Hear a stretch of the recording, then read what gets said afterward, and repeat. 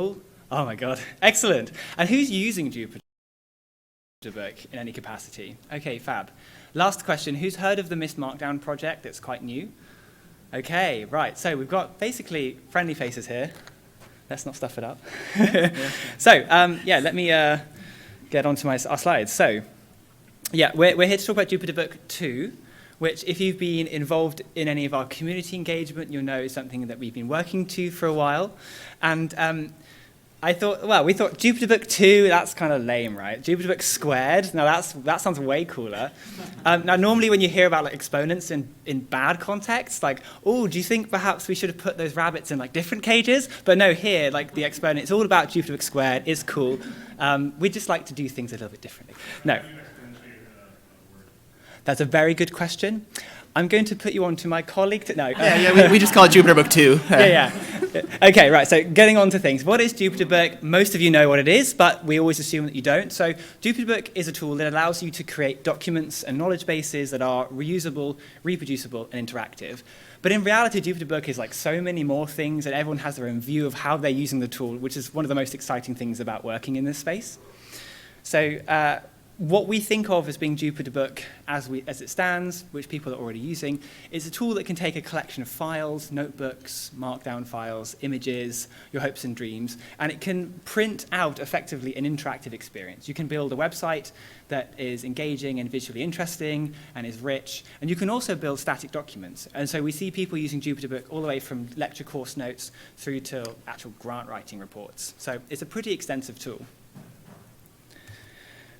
This brings us on to MyST Markdown, which is something that we polled at the start. And when we talk about MyST Markdown, it's really unfortunate that it's a heavily overloaded term. So who's heard of MyST Markdown in this room? Okay, cool. So I'm not going to keep doing this interactive thing. It's going to be too fun. So MyST Markdown is a variant of Markdown, and it's sort of loosely, it's Common Mark and or GitHub flavored Markdown. We effectively implement all of GitHub, right? Yeah, I mean, we try to be as permissive as we can. Absolutely. Yeah. We ask for permission and not forgiveness.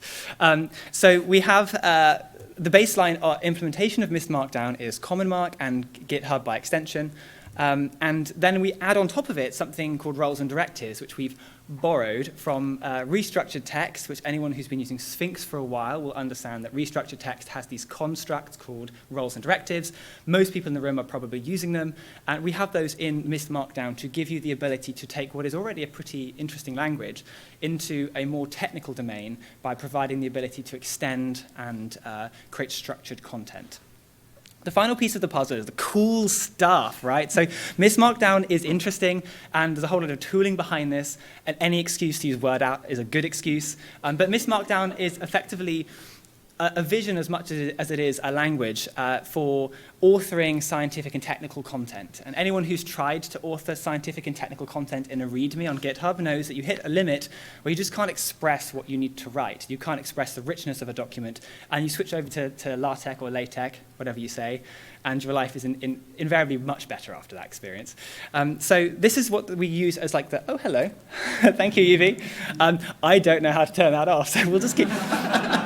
If anyone has any comments that you'd like to share with us, please send them into the screen. This is MyST Markdown, and it's the basis of what we use when most people write documents with MyST and Jupyter Book. We expect them to be writing MyST Markdown. You can use Jupyter Notebooks, and with some of the tooling we're about to introduce, there are other formats you can author in, but we think that the primary author experiencing is MyST Markdown, Markdown documents. Cool. So very quickly, who's Jupyter Book aimed at? Educators, so people who want to share their course notes, researchers who've got interesting results they want to share with the rest of the world, students that are writing up their theses. This is how I got into Jupyter Book. I was desperately looking for anything that wasn't involving finishing my thesis, and I thought, why don't I rewrite it in Jupyter Book? Communities build online resources for best practices, and we've already heard from PyOpenSci this week. And then developers who want to build dashboards is like another example of what people do. So we'll come on to some of more of these use cases in a bit. But with Jupyter Book 1, there was a vision of what Jupyter Book could do, and it we felt it succeeded in many ways, but there were some areas where we didn't achieve the vision that we had for the project. So composability of content, the idea is that you want to be able to build on top of other people's work. And with Jupyter Book 1, there are ways to do that, but we felt that we hit a limit of like, how do I share someone's work within the context of my own without giving them a hyperlink? And there are things like Sphinx has intersphinx, but that is a limited tool, and we wanted to do something more interesting. We also wanted to bring analysis and communication closer together, and we have started work on a JupyterLab extension, but those are the kind of tools that really need a lot of love, and again, we felt that we could do more there. Interactive and outputs are like the core of Jupyter, and making those interactive and engaging is like the main way you can hook someone into a narrative. And with Jupyter 1, we did a lot of work there, but we felt that there was, again, more that could be done. Finally, any excuse for an emoji. We wanted things to feel faster and better, and so that tees us up to the next couple of slides.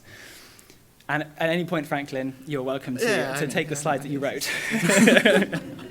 Yeah, that's fine. Cool. I mean, I don't know. I can start talking too, and then we can go around. I like it. Okay. So these are kind of like taking the like general feel of like things that people were excited about with Jupyter Book 1, but they wanted it to do better. We kind of targeted these 3 areas that we thought we could really like, in the next iteration, do better. Mm-hmm. And so the first one is community. And so Jupyter Book 1 was built under a grant-funded team, and so when that grant funding ran out, there really wasn't like a community to continue to maintain it. And so that felt not great. And then when people wanted to contribute, instead of contributing, they just built their own little plugin that worked, and it was a lot of Sphinx stuff and just a lot of little bits here and there. Mm-hmm. So then integration, like Jupyter Lab, and all the Jupyter stuff is built on TypeScript, but Jupyter Book is based on Sphinx, which is written in Python. And so then if you want to build like a Jupyter Lab plugin or a VS Code plugin or something, you have to totally start from the ground up and implement something separate. You can't reuse the Python code in these other applications. And finally, the structure. So with Sphinx, everything is output in HTML. And so it loses the when you write in MyST, you have all these little bits. You like make a paragraph, then you have a figure, you keep all these little bits of content together. You can introduce little block breaks, and you have pages. And so you like structure your data in a certain way in the document. But then Sphinx spits out HTML, which is then structured as HTML. Unrelated, it displays your stuff right, but the structure is different. Mm-hmm. And so we thought that we really need to kind of keep that document structure as a nice thing that we can reuse. Yeah. And so this brings us on to the history of the projects. So we've kind of mixed so many different terms and tools around, and it's only going to get better. Yeah. But the history of Jupyter Book is quite long. This is a version of it, and you can definitely go back and look in the Git commits and maybe tweak some of these dates. But the first Jupyter Book was like a concept of just a collection of tools and scripts, and it was based on Jekyll and Python. The first real incarnation of Jupyter Book was the Jupyter Book Sphinx project, which had its 1.0 release last year, and that was what we've all been using for a fairly significant period of time. Around 2023, the Sloan Foundation grant that funded Jupyter Book 1 and the Executable Books project, they spun off a small amount of work which became a large amount of work, to look at what would happen if we did all of this work in TypeScript, and we looked at what kind of a new tool for document engines could be like, and that's where Franklin and the CurveNet team came in, and they did a pilot on that. And we realized very quickly that this project actually had a lot of legs, and it could really go quite far and solve a lot of the problems. So then the rest of the history is the present. So we moved over. The whole Jupyter Book tool was going to be built on this MyST document engine, and that's what we've been working on as a team for the last many years, but certainly year and a half, right? So hopefully, the Jupyter Book beta release has been made this month, and we might need to make a post-release today. We discovered a bug, which is always fun, but you're welcome to try it out, and we'll kind of get into it in the next couple of slides about like what you might find if you try out Jupyter Book 2. And then this is just like a little communication thing. Here, if you... So next slide, please. So, when we talk about MyST Markdown before, I think MyST started out as just a MyST flavor of Markdown, but now whenever I talk about MyST, I'm talking about the whole, MyST project. So that's, the flavor of Markdown. That's the structured data that it gets parsed into, and it's, all the tools to build a site. So I talk about, MyST websites and MyST command line tools, and so it's, a little bit... of a jump there. It's confusing for most people who have the history of MyST just being a flavor. A flavor, yeah. So we do actually have, we're going to try and remove the confusion as we go. One really exciting thing is I did a search on GitHub the other day, and I think we found up to 13,000 GitHub repositories that, through structured metadata, refer to Jupyter Book as a dependency. So that's not capturing everyone who's doing weird arcane things with Bash. That's just the people who are doing things right, which is really exciting for us. And it's also a big responsibility. So we have examples of people who are using Jupyter Book 2 right now, and the Turing Way, Project Pythia, and Scientific Python are people who are in different ways using it. Whether it's in production or not is a different question, ask me at the end. But the good question here is, like, why did they switch to Jupyter Book 2? Like, which problems were they trying to solve, and how did they solve them? And we're going to come on to those things now. So I think first things first, we're going to move on to how we built it and then come on to the actual demos. That's my understanding. Good, brilliant. So Jupyter Book 2 itself, how did we build it? It's a multi-stakeholder community, so there is CurveNote are doing some of the development, 2ITC do some sponsored development time for my contributions, and then we have external contributors like Stefan van der Walt from Scientific Python who's contributing as well. And the aim here is to grow that community. We know there's lots of people in here who have contributed to the Jupyter Book 1 project, and we want to keep that train going. So I've already mentioned the Sloan Foundation, and I've already mentioned external contributors. The most exciting news recently is that we're now a Jupyter sub-project, which is really, really exciting. It's nice to be part of the community that we all know and love. I'd like to say a big thank you to everyone who made that happen. It's a real privilege for us. Yeah, I think another thing that's worth saying there on the contributors is the 3 projects we had on the previous slide. There's someone from each of those groups who's like actually in the MyST Discord and like contributing new features back. And so that feels like a kind of good signal that we're doing something right, in that like they've used it and they like it and they want it to be better and they can make it better. Yeah, so it's a closed loop, isn't it? Feels like a nice thing. Yeah. So Franklin already mentioned that one of the really important things for us is that we can write tooling that works in multiple contexts. So being built in TypeScript means that we can and we have implemented a TypeScript plugin for JupyterLab. If we're being honest, it needs a bit of love, and as I'm sure you all know, like, open source is hard and it's a never-ending problem, and we'd always welcome contributions. We're going to make another pass on that this year. But the ability to do that is because MyST is written, the engine that powers all of this is written in TypeScript, and it's designed to deploy to so many different kinds of runtimes. So we have, as part of this work, built a suite of components that can render projects written in Jupyter Book onto the web. But that same technology of separating the renderers from the data means that we can use Jupyter Book in multiple different contexts. And we'll come on to that in a minute. A minute, right. Franklin, would you like to talk about the structure very briefly? Yeah, sure. So I mean, yeah, I guess this is what I was talking about a bit with structured data. So this is like I feel like a fundamental thing that is, like, when we're comparing what we do to Sphinx, like, it's this structured data that to me feels like it really sets it apart, is that, like, if you go to a website built with Jupyter Book 2 and like put .json at the end of a URL, you'll get structured data, and that structured data is from the MyST document, and that's what's used to build the websites, and that's also what's used to build the exports, like typist or tech exports. And since we have that structured data, it also makes reuse and like content sharing easy, because you have the renderers on your site. You can hit another Jupyter Book site as if you're hitting an API, get their structured data, and then render it on your side. And so it lets you do some like really cool things and have nice interactive bits in your website. And yeah, things we'll demo in a bit, but. Yeah, so basically we're really excited about the tech behind this, and I don't know that we've yet sold the vision and why anyone should care about this, which is what's happening in the rest of the slide, guys. Come on, give us a minute. But no, we've mentioned Jupyter Book 2, we've mentioned the MyST document engine, and hopefully right now everyone's going, why do you have 2 different tools? What's the difference? Why should I care? And I can give you a pretty long paragraph that we can read about how they're kind of similar and how they're kind of different and how we have a vision. But, I mean, Franklin edited my slides, and I think he said it best. This is my take. They're basically the same. Yeah, they're the same. Yeah, and that's how we're going to start this talk. We don't need to worry about the difference for now, but we will come on to it if you'd like to hear us at the end. So this is where we can kind of show, like, what's Jupyter Book 2 look like in the wild? How are people using it, and what are some of the exciting features that we have? So I'm going to hand over to Franklin if you'd like to start doing the demoing. Is that comfortable? Sure. Yep. Yeah. Can I just like open things on here? Yeah. He's using my laptop, which no one likes. So yeah. So I'm going to do the demo without my hands. Oh, do you want, I'll point you. Okay, right. Yeah. I mean. Yeah. Okay. So hover preview. Yeah. Like, I think this is just showing a couple things. So this is kind of what I was saying about the structured data stuff, is that you can have these little the little things that are embedded that you saw the loading thing. It was like fetching the data, and now it's rendering this stuff from another page, and it has all of the exact same stuff that's rendering. The same page is like rendered in this little tab. And so yeah, you can see that, and then you can have like cross-references in there, and you can kind of go deep into content without leaving the page. And then that's like if you're thinking about publishing a scientific paper, then that's like figure cross-references or citations, rather than having to scroll up and down to find figure 1 when it says figure 1 in text. You can just hover over and it pops up. So yeah, hover previews, nice stuff. They are so underrated. They're one of the most exciting things that we can do with Jupyter Book 2. Taking us on to another resource. So that was the Turing Way, and now we have Project Pythia, which poor old Angus didn't edit the URL before the demo, so we're just going to pretend that didn't happen. There we go, Project Pythia. So if you're a user and you browse onto Project Pythia and you want to go and look at a particular cookbook, and you're fairly knowledgeable, so you go and search with tiny font for the particular cookbook that you want, which is the Radar cookbook. We can actually go on to, if I can scroll down, we're going to look for a specific resource here, which is the Foundations Basics. And this is a Jupyter notebook, right? This is something that someone's analysis, or this is someone's demonstration, and we've all seen this with Jupyter Book 1.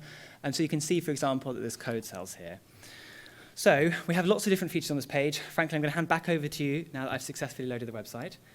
We're going to talk about either the Thebe execution or the launch button. Where do you want to start? Yeah, I mean, I don't know. I guess probably the Thebe execution, because that's here. So that's like, yeah, I don't know, pushing power button, it connects to a binder, and yeah, and it then runs all the code in the page.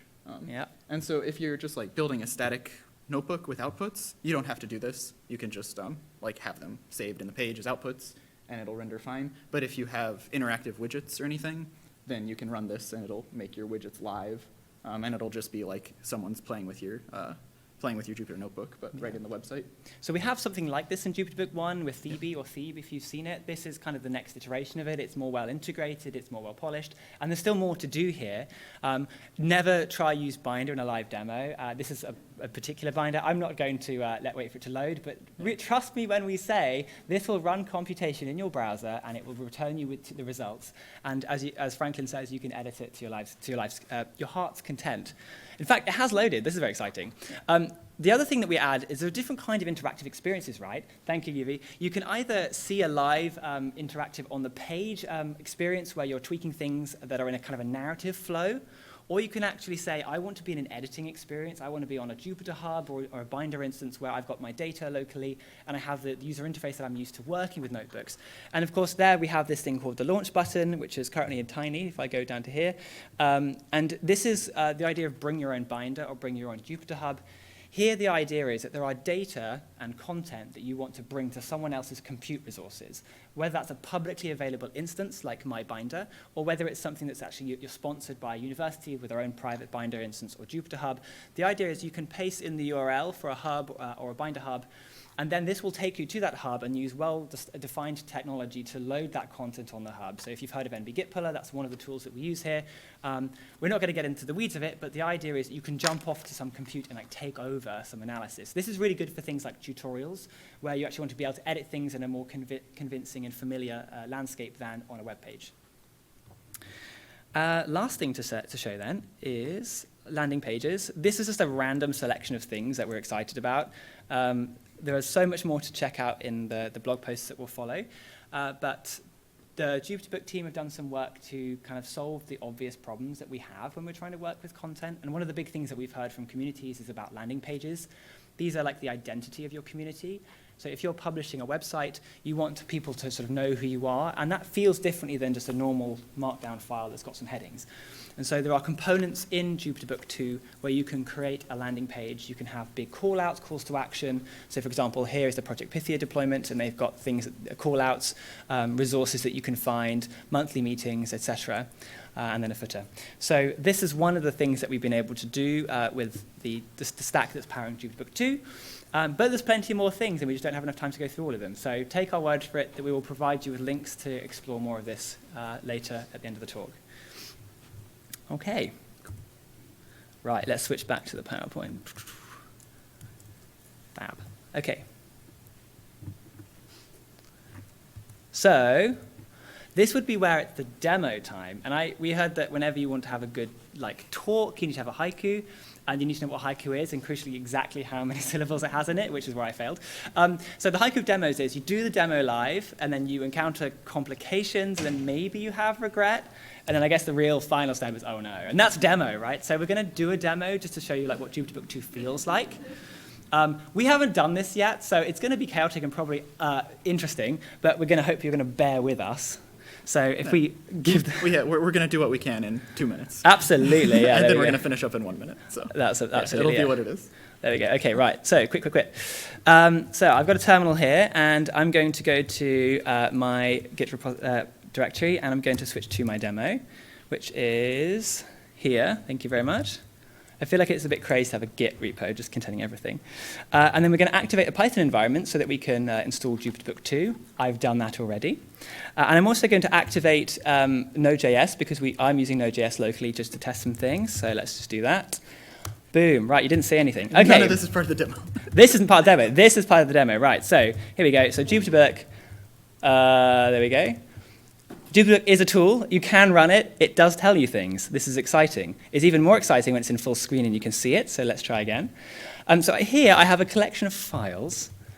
And some of these things you might recognize. There's a requirements.txt. If we look inside the content directory, there's a content files, and these are Markdown files. We can look at these Markdown files, right? So we could look at, for example, the serious science. That sounds serious. Let's look at that. So we've got a kernel being described here. We have a title and some resources. There's NumPy. This makes it very legitimate. And actually, then we can probably see what this looks like. So let's actually start Jupyter Book. So we're going to do Jupyter Book start, and then we're going to execute because we've got some code in here. Let's see what happens. OK, we're fetching some remote resources. We're installing stuff. Oh, no, it's going to take up to 60 seconds. No, we're OK. We're fine. We're started. I see some kernel stuff. Ooh, and a bug, and nothing's imported. That's exciting. So I'm going to load that up. And, of course, I can tell you that I haven't installed a package. That's fine. But if we zoom out, you can see that this is a MyST website. It's a Jupyter Book website. This is the latest tooling that we have for creating interactive experiences. We have a notebook that contains some serious science. Now, I didn't do my due diligence and install the dependencies, so you have an error. But this is live execution or build-time execution, which powers things like figures and articles and so on. And if I go and fix this, which I can do, let's do that. We've got time, I think. I think we don't, but you're welcome to. I'm going to do it, and then when I get cut off, there we go. We got 30 seconds. Oh, It's time enough. you can do a lot in 30 seconds. Right, OK, here we go. Come on, Pip, I believe in you. I should have used UV. Come on. Can you tell I wiped out my cache very recently? Just as it's loading, we did have a question that I thought would fill in. Did you render cool stuff in Markdown, MyST Markdown? I wish we were that cool, right? So we didn't. But you... Say again? No, that's coming in Jupyter Book 3. Just give us... Jupyter Book cubed. We have someone like Trevor Mance here, I think, can probably take over that one. Thanks, Trevor. Cheers. OK, right. Anyway, so there's the demo. I will just end it on this point here. I think it's worth pointing out in the demo, there was like really messy, weird stuff, and then there was really messy, weird stuff, and in the middle, the like easy, awesome stuff was Jupyter Book 2. Yeah, there we go. So here's a notebook that worked, right? And this is serious science, and it shows the correlation between like spending on fruits and vegetables against Google searches for how to learn Python. I'm not saying that people are becoming smarter and seeing the ways of the snake, but I think they are, right? So very small technical feature. This is a graph. This is very cool. And then you can take statistics from your graph, and you can say, what's the p-value here? Or what correlations do I have? And you can embed those dynamically computed values in line from computation using eval expressions. So this is like a random sample of things that we can do. You can then see that when you can embed this figure in another article just seamlessly, we can embed another figure from somewhere else that's been taken and given a caption. And then finally, we can even do things like have random news feeds that tell us what we did. And the fun thing about this, Franklin mentioned structured data earlier. And this is like, if you take one serious thing away from this talk, it's the fact that behind all of this is a load of information that is used by our tooling and by other people and can be used to build these really interesting experiences. So here is the actual AST, the structure of the Markdown that gets passed. And this is the data that we're using in the front end. This is the data that's used to power sharing. It's the kind of the real vision behind what Jupyter Book 2 is. So I'm afraid I didn't, in that demo, do the best job of selling it, but just trust me, it's really cool. The beta is out now. There's a lot more to say. Go back to the... So we'll go to the PowerPoint. Yeah, there's a lot more to say. Please come and find us. You can get it at all of your local convenience stores, which is PyPI and NPM.js. And I think that's pretty much it. Franklin, any closing remarks that we've missed? No. Cool, there we go. This is us. Cool. Come find us. Amazing. Thank you. Oh my god. Perfect. I didn't know where my virtual environment went. Oh well. So we have, all right, so we have the thumbs up on Ariana's question. Like, you left out some cool stuff. Can you briefly say, like, your favorite, the top 3 highlights of things that didn't fit today? Okay, or I said top 3, but I don't know what Ariana wanted. Do you have anything to start with? For the classroom. For the classroom. Okay. Can we ask you a question? Like, what is your classroom? Like, Machine learning classroom. okay, right. Oh, So machine learning classroom to pass. Thank you very much. Yes. Franklin, do you have an answer? I have an answer. Go for it. Yeah. Okay. So we've kind of touched upon this sharing thing a little bit. One of the things that we're trying to figure out and learn about is how can we enable people to author something and then reuse it in a different context? And there's different ways you might do that. You might be publishing a paper, and instead of having to like copy and paste someone's like figure into your own paper, you want to embed that and refer to that someone else's work. And that's something that CurveNote's spoken a lot about.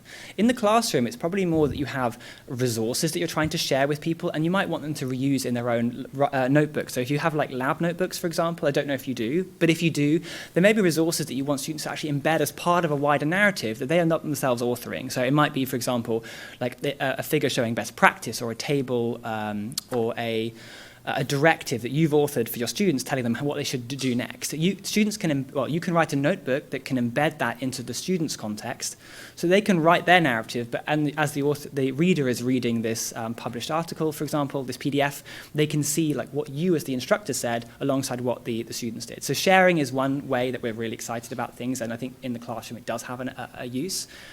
Franklin, any thoughts? Yeah, I mean, I think that there's like stuff close to things like building like tutorials where you like have the answer in one place and then like are letting people explore and try and create that answer, and like you hide the answer until Yes. you're at the right place. Like it's the same like sharing and structured data kind of stuff, like being able to have different versions of the same thing in different places. Like one version, the code is static. The other version, it's maybe editable or something. Yeah. All of that stuff is close. But it is a really good question, and one I want to think about and maybe answer afterwards as well. So thank you. So then we're running out of time, but there were 2 questions that came up, both from Lorena. Now I'm trying to find Lorena, and I lost it. And someone else. But anyway, and then Max. So Lorena and Max were asking about like interactivity and executing. So one, like, is there a plan for like very executable? And then the other part was like, have you looked at like PyIodide and or other tools? And which one? Jupyter Light. And there might have been one more. But Yeah. So I guess like the Thebe integration. So like Thebe is a separate project that does the like back end of connecting Jupyter kernel to the page, and so MyST exposes Jupyter Book 2. MyST exposes a bunch of configuration options for that, and that does include if you want to use Jupyter Light, or if you want to connect to just MyBinder, or if you want to connect to your own Jupyter that you're hosting. Yeah, so it's Yeah. already supported. You can run against the PyIodide kernel in the browser. The jumping into a Jupyter Light instance and actually doing some editing, that's something that we don't do yet, but we would like to do. And I'm a bit of an evangelist about in-browser execution using PyIodide and WASM, and I would talk your ear off about it, so I'm really glad that you asked that question. Thank you.